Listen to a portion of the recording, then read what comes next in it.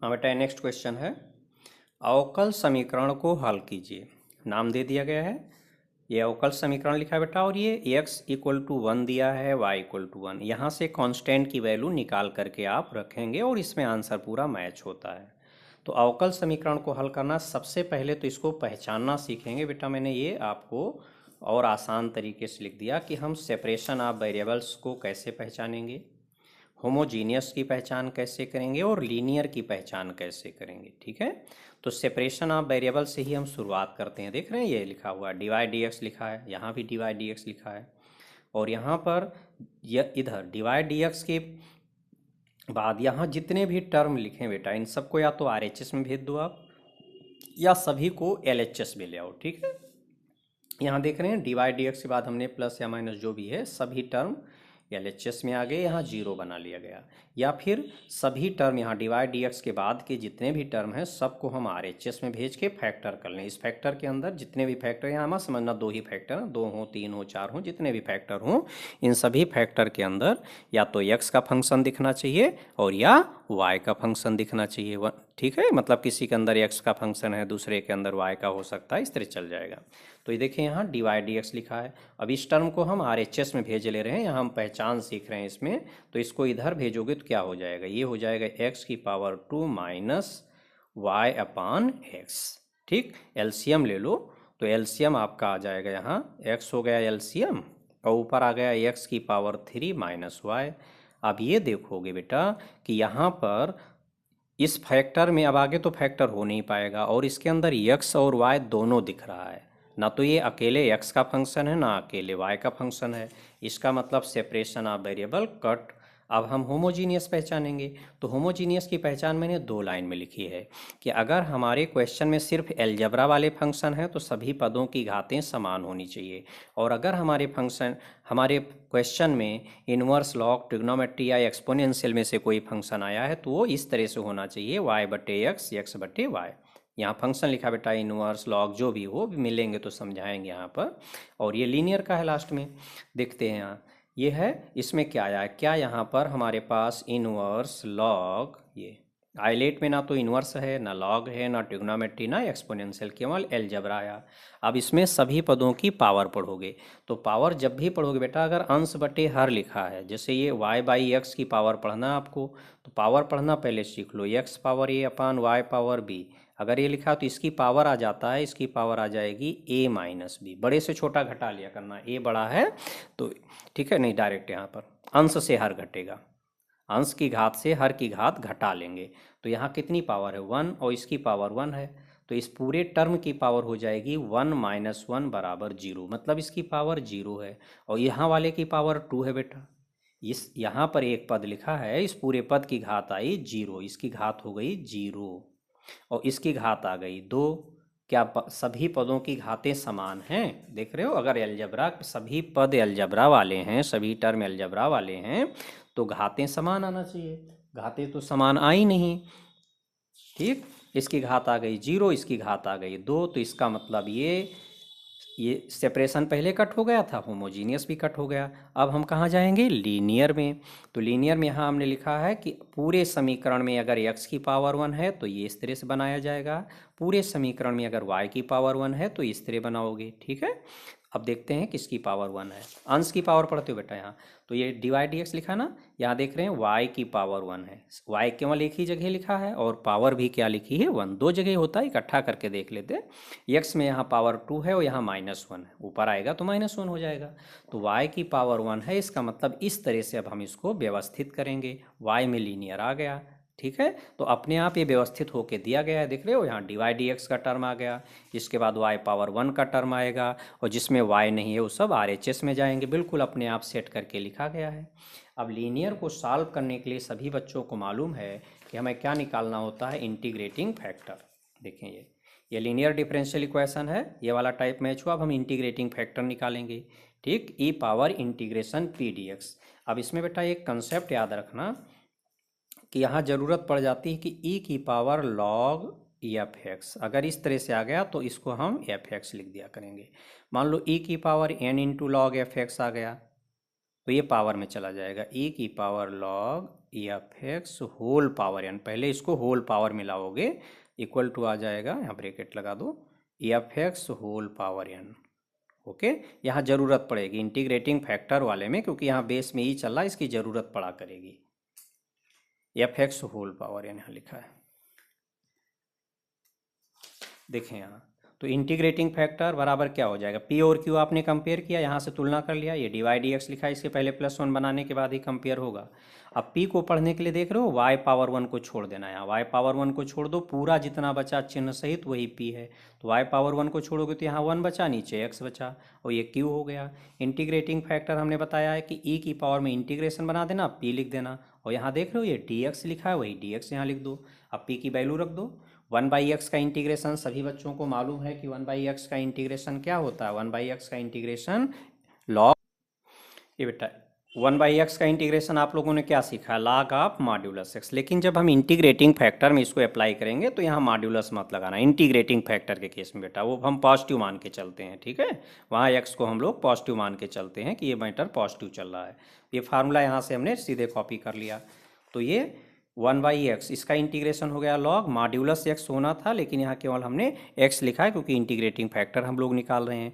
और जब भी इंटीग्रेटिंग फैक्टर में चलोगे, देखो इसका integration log modulus x plus C है, इंटीग्रेटिंग फैक्टर लिख रहे हो तो उसमें c नहीं जुड़ेगा, c अभी जुड़ चुका है पहले ही, ठीक है।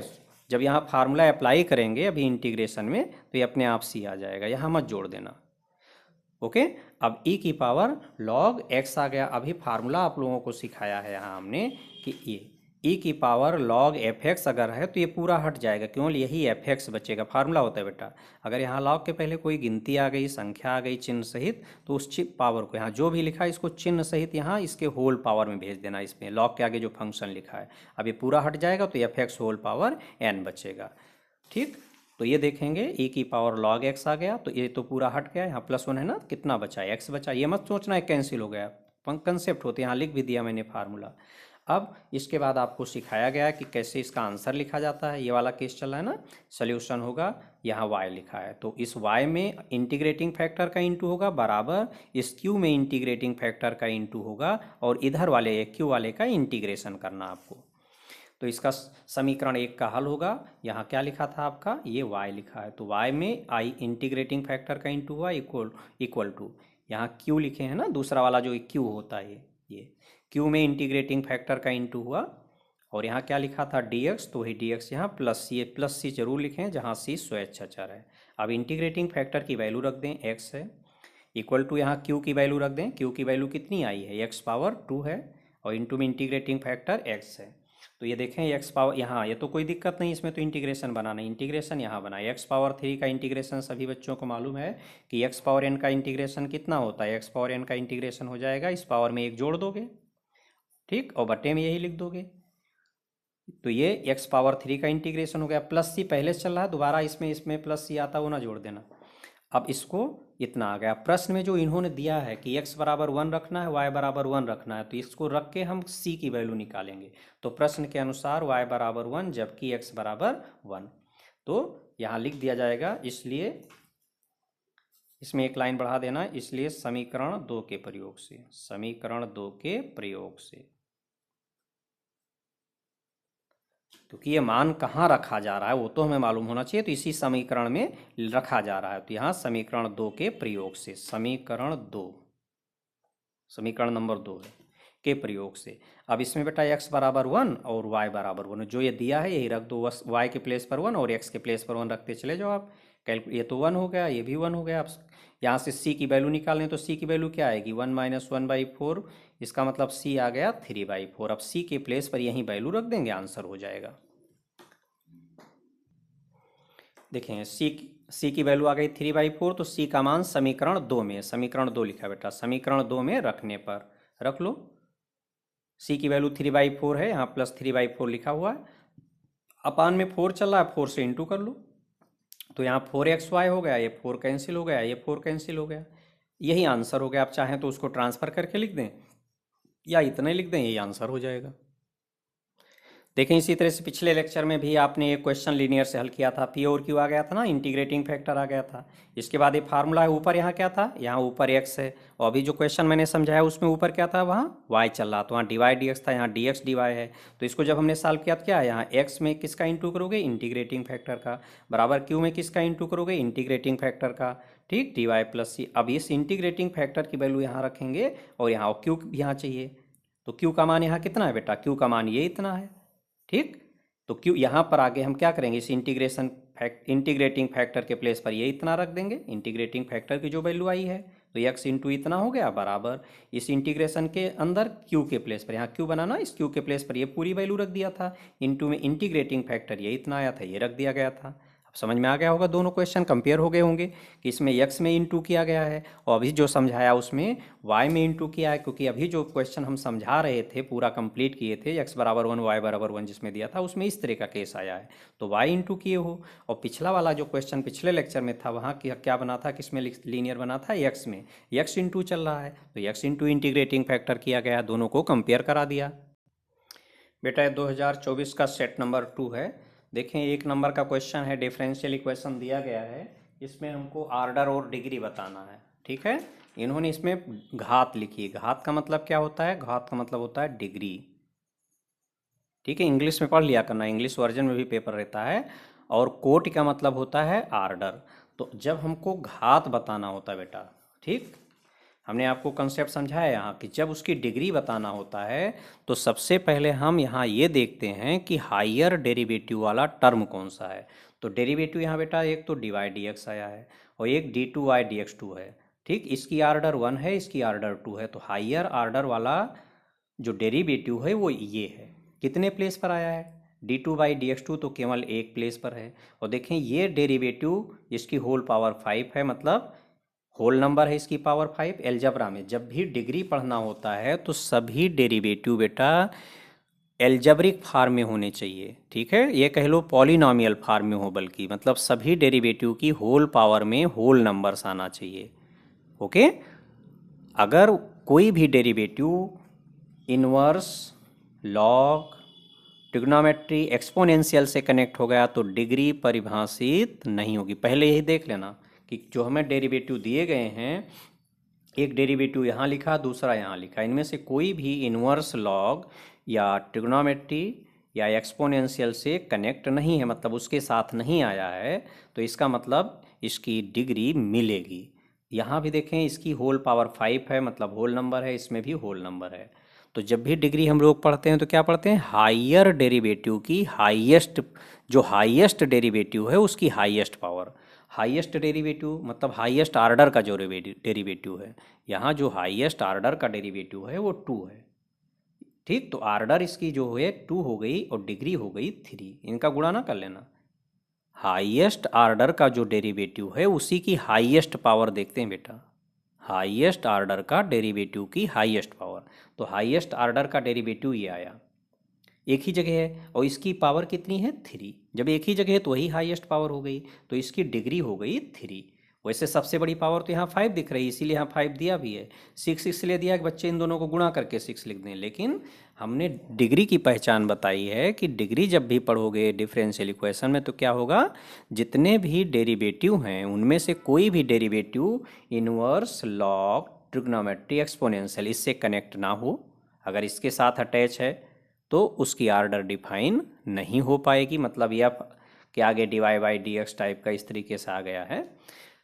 और उसके बाद जितने भी डेरिवेटिव हैं इनकी जो होल पावर्स हैं वो होल नंबर्स में बना लोगे, ठीक। फिर हम देखेंगे कि हमारा जो हाईएस्ट आर्डर का डेरिवेटिव है वो कितने प्लेस पर है। अगर वो एक से ज़्यादा प्लेस पर है तो हाईएस्ट आर्डर के डेरिवेटिव की हाईएस्ट पावर ही डिग्री होगी। यहाँ हाईएस्ट आर्डर का डेरिवेटिव केवल एक ही प्लेस पर है, इसकी पावर है 3, तो इसकी डिग्री 3 होगी, इसका आंसर 3 हो गया ये। अगला क्वेश्चन बेटा, D by D X of Y equal to 2 plus Y upon X minus 2। इसको D Y upon D X मत पढ़ना, और जो लोग बच्चे D Y by D X या D Y upon D X पढ़ते हैं वो अभी से सुधार कर लें, क्या पढ़ेंगे, D by D X of Y. ये भाग का चिन्ह नहीं है, इसका व्यापक हल निकालना मतलब जनरल सॉल्यूशन, जो हम लोग सॉल्विंग करते हैं वो व्यापक हल ही आता है। व्यापक हल में बेटा यहाँ ये ऑर्डर 1 डिग्री 1 है ना, तो इसके व्यापक हल में एक स्वैच्छ अचर होगा, एक आर्बिट्ररी कांस्टेंट होगा। व्यापक हल में आर्बिट्ररी कांस्टेंट होता है, विशिष्ट हल में कोई भी आर्बिट्ररी कांस्टेंट नहीं होता है। तो इसको सॉल्व करना है। कहीं भी अवकल समीकरण नहीं लिखा है इस क्वेश्चन में, अवकल समीकरण कहीं लिखा, कह रहे हैं इसका व्यापक हल ज्ञात कीजिए। तो हमने बताया कि अवकल समीकरण की पहचान क्या है, क्या बना होगा बेटा, dy dx। या तो इस तरह से लिखा होगा अवकल समीकरण जो हमारा होगा, या तो ऐसा लिखा होगा dy dx equal to F X Y. अगर ऐसा लिखा समझ जाओ ये अवकल समीकरण है, या फिर m dx plus n dy equal to 0, इस टाइप से लिखा होगा। ठीक, वो कहे चाहे ना कहे, यहाँ पर ये dy dx बना है मतलब ये अवकल समीकरण हो गया। हमें dy dx थोड़ा निकालना कह रहा है, इसको हल करो, तो ये अवकल समीकरण है। अब इसको पहचाना जाए, ये सबकी पहचान लिखी ना, पहले सेपरेशन ऑफ वेरिएबल की पहचान हम सीखेंगे, सिखा चुके हैं हम। क्या बना इसमें, इस तरह से तो नहीं लिखा है, ये dy dx बना हुआ है हमारे क्वेश्चन में। dy dx के बाद यहाँ देखो बराबर लिखा, अपने आप ये फैक्टर वगैरह होकर दिया, सीधे सीधे इस तरीके से दिया, ये वाला dy dx के बाद इक्वल अपने आप इन्होंने फैक्टर फॉर्म में दे दिया है। तो देखेंगे ये अंश में लिखा है न्यूमरेटर और ये डिनोमिनेटर, इसमें केवल y का फंक्शन है, इसमें केवल x का फंक्शन है। तो ये क्वेश्चन किसका हो गया, अगर ये अभी बताया है कि जितने फैक्टर हैं सभी के अंदर या तो x का फंक्शन हो या y के अंदर, जैसे यहाँ x का फंक्शन हो तो यहाँ y का फंक्शन हो सकता है, कोई दिक्कत नहीं। किसी भी फैक्टर में x और y दोनों के फंक्शन ना हो तो यहाँ केवल y का फंक्शन, ये केवल x का फंक्शन। सेपरेट कर लो, तिरछा गुणा करना सिखाया था ना मैंने, वज्र गुणन, हमने कह दिया था यहाँ भाग समझ लो, ट्रिक, वो ट्रिक बताई थी, लेकिन ये भाग का चिन्ह नहीं है। तो जब यहाँ पर देखो तिरछा गुणा करोगे, चलो यहाँ तो x माइनस 2 dy, इसका गुणा इधर कर दिया बराबर 2 प्लस वाई डी एक्स। और इसके बाद जब इसको हल किया जाता है, जब भी हम लोग सेपरेशन ऑफ वेरिएबल्स को हल करते हैं, तो सेपरेशन ऑफ वेरिएबल्स को हल करने का मैंने तरीका सिखाया हुआ है आप लोगों को कि y का जो भी फैक्टर हो dy के साथ जाएगा और x का जो फैक्टर हो dx के साथ जाएगा। तो देखें यहाँ dy लिखा है और इसके साथ जो फैक्टर आया ये x का है, x का फंक्शन है तो दूसरी तरफ भेजना पड़ेगा, और dx के पहले यहाँ y का फंक्शन आ गया, इसको इधर लाना पड़ेगा। ठीक, ये यहाँ अंश में लिखा है तो इधर लाओगे तो ये बट्टे में चला जाएगा, तो dy बट्टे 2 प्लस वाई आ गया बराबर। अब इसको ये x वाला फंक्शन है, इसको dx के साथ ले जाना है, तो dx अपान x माइनस 2, ये अंश में है दूसरी तरफ जाएगा तो हर में हो जाएगा। ठीक, अब इतना लिख करके दोनों तरफ इंटीग्रेशन कर लो। देखो बेटा, सेपरेशन ऑफ वेरिएबल के क्वेश्चन जब भी हल किए जाते हैं, ठीक, तो यहाँ dx वाले जितने भी x के फंक्शन उनको dx के साथ ले आओगे, और y के जो भी फंक्शंस हैं उनको dy वाले की तरफ से लाओगे। x के जो भी फंक्शंस हैं, जितने भी फैक्टर x वाले हैं dx के साथ लाओगे, और y के फंक्शन वाले जो फैक्टर हैं उनको dy के साथ लाओगे। इसके बाद दोनों तरफ इंटीग्रेशन का चिन्ह बना दोगे, कांस्टेंट जोड़ दोगे। यहाँ हमने लिख दिया है समझाने के पर्पज से।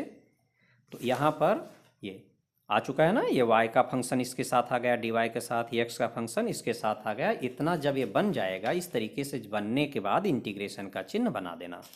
अब दोनों तरफ दोनों पक्षों का समाकलन कर दिया गया, तुरंत यहाँ कांस्टेंट जोड़ दिया गया। मैंने यहाँ log c लिख दिया है। ठीक, क्यों लिखा है, क्योंकि इसका इंटीग्रेशन log में आएगा।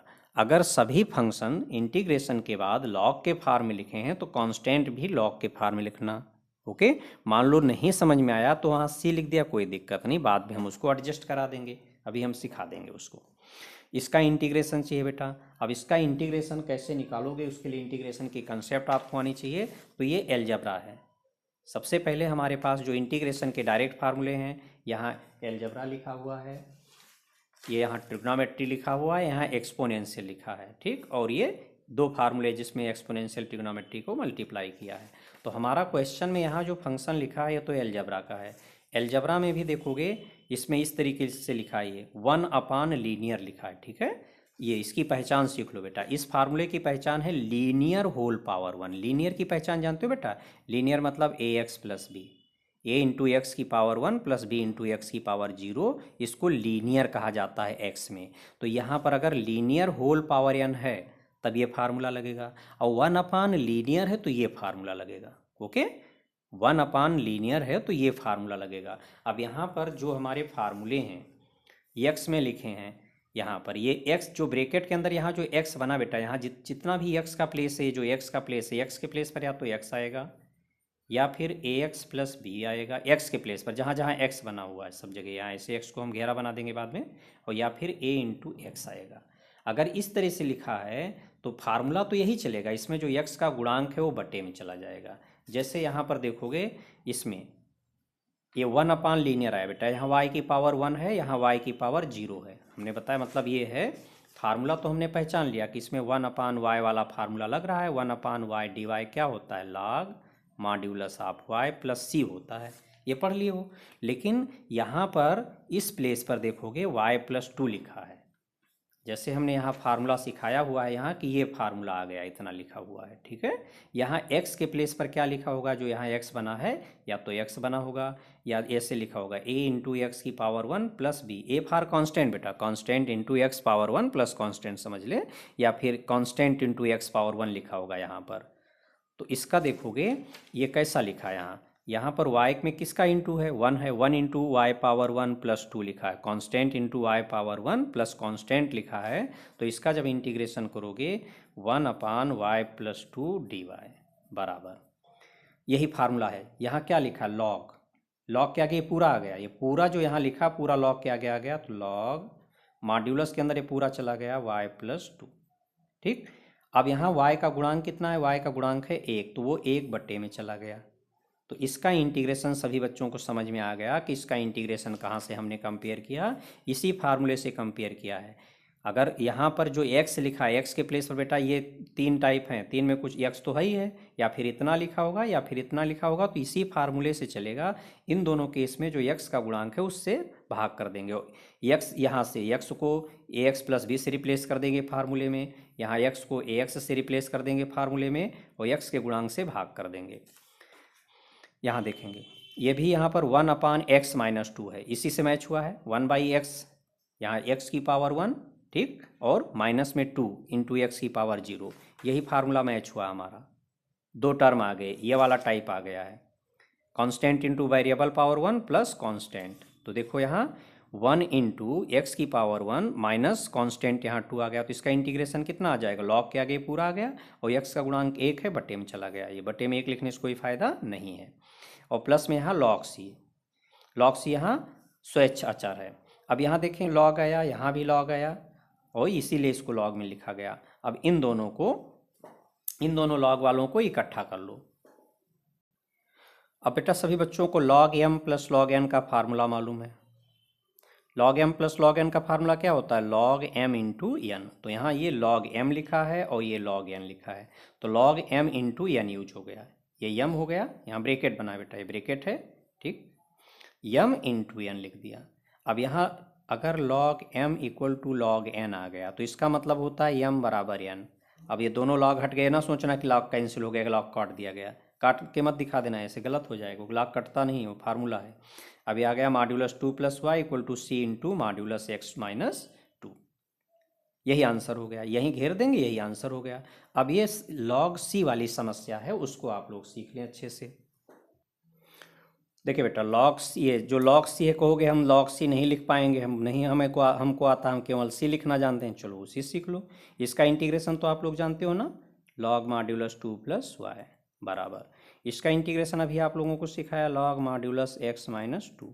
आपने यहाँ केवल c लिखा, कोई बात नहीं, आप c लिख देना।